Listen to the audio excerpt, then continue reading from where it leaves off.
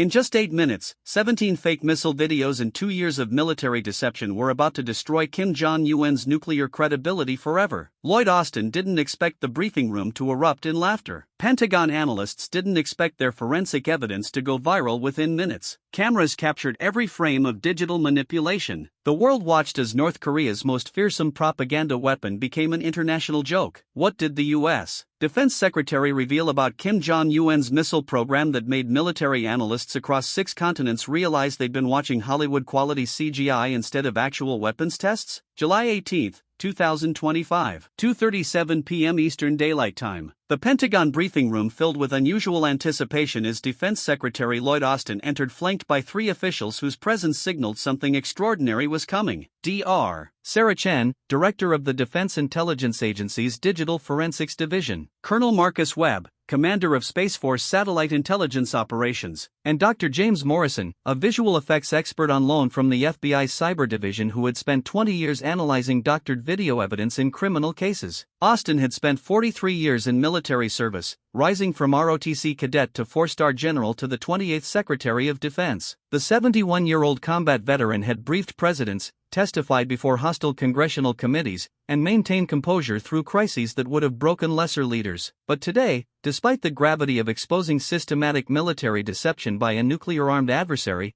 Austin looked like someone who was genuinely enjoying what was about to unfold. Distinguished members of the press, Austin began, his deep voice carrying the authority of decades commanding troops in combat. Over the past 14 months, the Department of Defense has conducted a comprehensive analysis of video and photographic evidence released by the Democratic People's Republic of Korea claiming to document successful ballistic missile tests. Our findings are both disturbing and, frankly, somewhat amusing. The combination of disturbing and amusing was unusual enough to make veteran Pentagon reporters lean forward with heightened attention. Austin rarely injected personality into official briefings, which meant something genuinely unexpected was coming. Since January 2023, the North Korean regime has released 23 videos claiming to show successful tests of various missile systems, Austin continued. These videos have been broadcast on state media, shared widely on social media, and used by Kim Jong Un's government to demonstrate advancing military capabilities designed to threaten the United States and our regional allies. He paused, his expression shifting to something resembling barely suppressed satisfaction. After extensive analysis using the most advanced digital forensic techniques available to U.S. intelligence services, we can now confirm that 17 of those 23 videos are partially or completely fabricated using computer-generated imagery, green screen technology, and sophisticated video editing. The revelation hit the briefing room like a concussion grenade. 17 out of 23 meant that 74% of North Korea's recent missile propaganda was fake. Not exaggerated, not selectively edited, but literally manufactured using the same technology Hollywood studios employed for science fiction movies. Dr. Chen stepped forward, activating a large display screen that would soon show evidence making North Korea's propaganda apparatus an international laughingstock. We began this investigation after noticing anomalies in video released in March 2024 showing what North Korea claimed was a successful test of their Hwasong-17 intercontinental ballistic missile,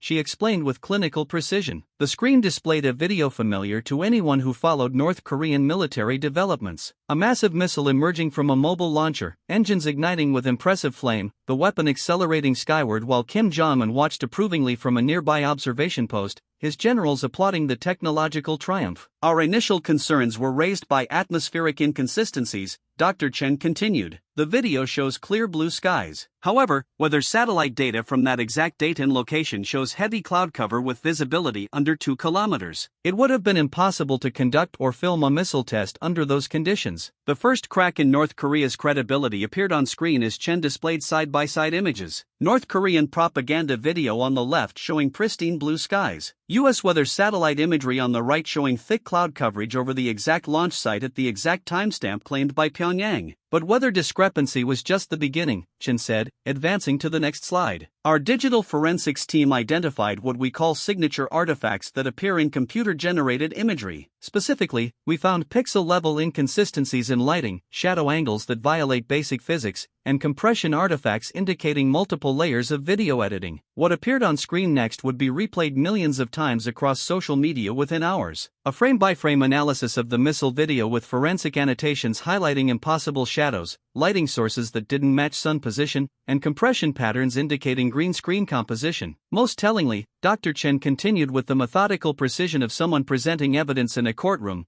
We identified identical cloud formations appearing in 3 separate missile test videos supposedly conducted months apart at different locations. The screen split into 3 panels showing different North Korean missile videos released between February and June 2024. Each video featured the exact same cloud pattern in the background, pixel for pixel identical despite claims the tests occurred at different times and places. The evidence was so obvious that even viewers without technical expertise could recognize the deception. The probability of identical cloud formations appearing by chance is essentially zero, Chen explained. These videos were clearly composed using the same digital background, which means they're computer-generated rather than authentic documentation of actual missile tests. Colonel Webb took over the presentation, bringing military intelligence perspective to the technical analysis. The Space Force maintains continuous surveillance of North Korean territory using advanced optical and infrared satellites, he explained. We can detect missile launches within seconds of ignition based on thermal signatures. When North Korea claims a test occurred,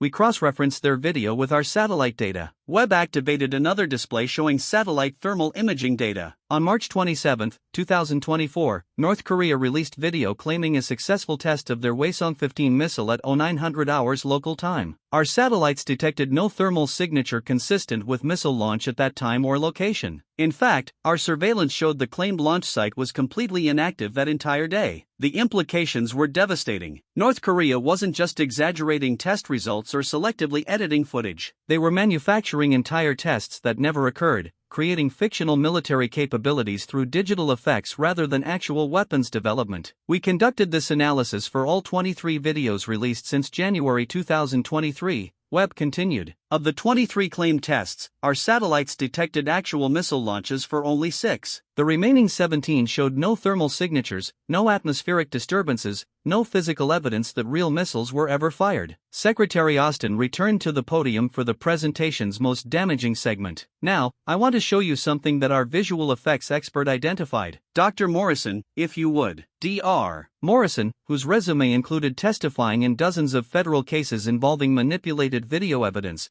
approached the screen with the enthusiasm of someone about to reveal a particularly clever fraud. As a visual effects professional, I've spent decades analyzing how computer-generated imagery is created and how to detect it, he began. What North Korea has done is actually quite sophisticated from a technical standpoint. They've used professional-grade software, hired competent CGI artists, and clearly studied how real missile launches appear. He activated a video showing one of North Korea's claimed tests in slow motion. But they made several critical errors that any experienced VFX artist would catch immediately. First, look at the missile exhaust plume. He highlighted the flame trail using digital annotation. Real rocket exhaust creates supersonic shock diamonds, these distinctive patterns in the flame caused by pressure differentials. The North Korean video shows smooth, uniform flames that look impressive but are physically impossible for this type of propulsion system. Morrison advanced frame by frame, highlighting additional technical failures. Second, watch the ground reaction to engine ignition. Real missiles create massive pressure waves that disturb dust, vegetation, everything in the immediate area. This video shows the missile firing with almost no ground disturbance. That's because it's CGI placed over static background footage. The technical analysis continued with devastating precision. Third, observe the camera shake. The video shows dramatic camera movement supposedly caused by the missile's acoustic shock. But the shake pattern is too regular, too smooth. Real camera shake from acoustic pressure is chaotic and unpredictable. This is artificial shake added in post-production software. With each technical detail, North Korea's propaganda became less threatening and more pathetic. What should have been demonstrations of advancing military capability were revealed as amateur-hour deceptions that fooled casual observers but crumbled under professional scrutiny. But my favorite example, Morrison said with barely concealed amusement, is this video from May 2024. He displayed footage showing a nighttime missile test with the weapon's flames illuminating the darkness dramatically. This is actually quite beautiful cinematography. The problem is the missile's flame is illuminating Kim Jong Un and his generals who are supposedly watching from 2 kilometers away. The inverse square law of light propagation makes this physically impossible. The flame brightness would need to be roughly 4 million times more intense to create this illumination at that distance. Several reporters laughed audibly. The idea that Kim Jong Un's propaganda team had created missile videos that violated basic physics was both alarming and absurd. Secretary Austin resumed control of the briefing for the final devastating blow. Based on our complete analysis, we assessed that North Korea's actual missile testing success rate over the past 2 years is approximately 30% of what their propaganda claims. Most importantly, several missile systems they claim to have successfully tested, including their newest ICBM variants, have never been successfully launched. The videos showing these supposed successes are entirely computer-generated. The strategic implications were enormous. For 2 years, military planners, intelligence analysts, and political leaders across the globe had been assessing North Korean capabilities based partly on propaganda videos that turned out to be elaborate fakes. Defense budgets had been justified, diplomatic strategies adjusted,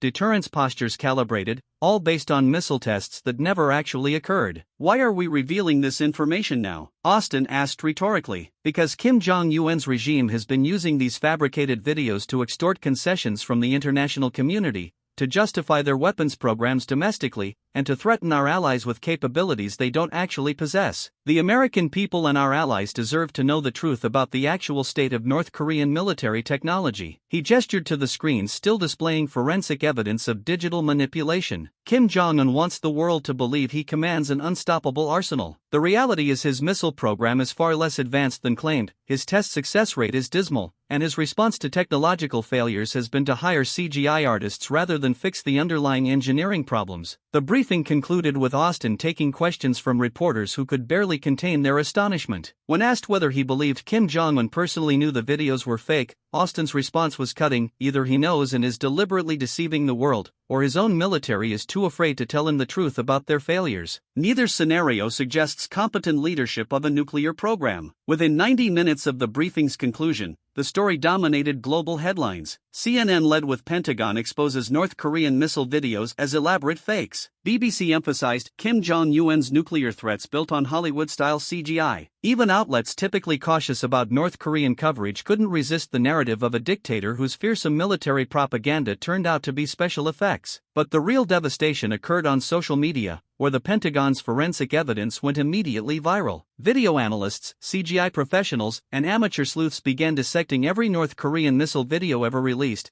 finding additional evidence of manipulation that even Pentagon analysts had missed. The hashtag #FakeKim missiles trended globally with over 40 million mentions in the first 24 hours. Memes proliferated faster than Pentagon public affairs could track. Side-by-side comparisons of North Korean missile videos with scenes from Iron Man movies. Animated GIFs showing Kim Jong Un as a film director yelling "cut" after missile launches. Parody videos replacing North Korean missiles with cartoons and video game graphics. The regime that had carefully cultivated an image of technological menace became an international punchline. The diplomatic implications were equally significant. South Korean officials who had spent months negotiating with Pyongyang over missile testing moratoriums discovered they'd been bargaining over capabilities that largely didn't exist. Japanese defense planners who had requested billions in additional missile defense funding found their threat assessments based partly on fabricated evidence. Chinese diplomats who had defended North Korean weapons development as defensive necessity looked foolish for vouching for a program built substantially on computer graphics. For Kim Jong Un personally, the exposure represented catastrophic damage to the carefully constructed mythology of competent leadership. The supreme leader who supposedly guided scientific breakthroughs through revolutionary genius was revealed as either a fraud who knowingly deployed fake videos or a fool whose subordinates were too terrified to admit their failures. Neither characterization supported the infallible leader narrative essential to regime legitimacy. Within North Korea, the regime scrambled to contain the damage through its usual method of pretending uncomfortable truths didn't exist. State media made no mention of the Pentagon revelations, continuing to broadcast the same discredited missile videos as proof of military advancement. But information was leaking across borders faster than ever before, and North Koreans with illegal access to foreign media were learning that their government's greatest military achievements were literally smoke and mirrors. The long-term strategic impact became clearer as weeks passed. U.S. military planners adjusted threat assessments based on actual North Korean capabilities rather than propaganda claims. Defense contractors who had proposed billion-dollar missile defense systems found their justifications undermined when the threats they were designed to counter turned out to be partially fictional. And most significantly, Kim Jong Un's primary leverage in international negotiations, the fear of his advancing missile arsenal, had been substantially devalued by evidence that much of that arsenal existed only in video editing software. 6 weeks after Secretary Austin's briefing, the the Defense Intelligence Agency released an updated assessment of North Korean military capabilities that painted a far less threatening picture than previous estimates. While acknowledging that Pyongyang possessed real nuclear weapons and some functional missile systems,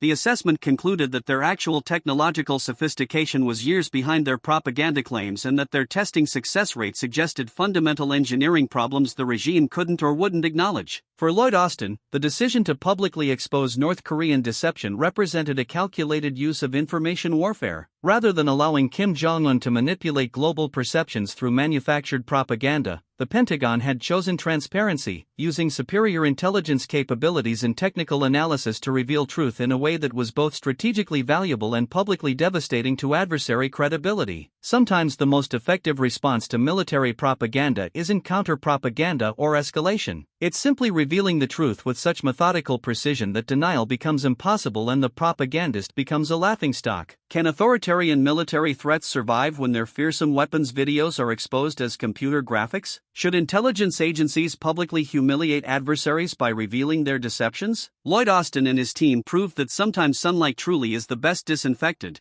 and ridicule can be more powerful than any weapons system. History celebrates generals who win battles through superior firepower and brilliant tactics, but sometimes the greater victory belongs to those who defeat enemies by exposing their weakness, turning their propaganda against them, and demonstrating that courage and honesty can defeat even the most elaborate deceptions.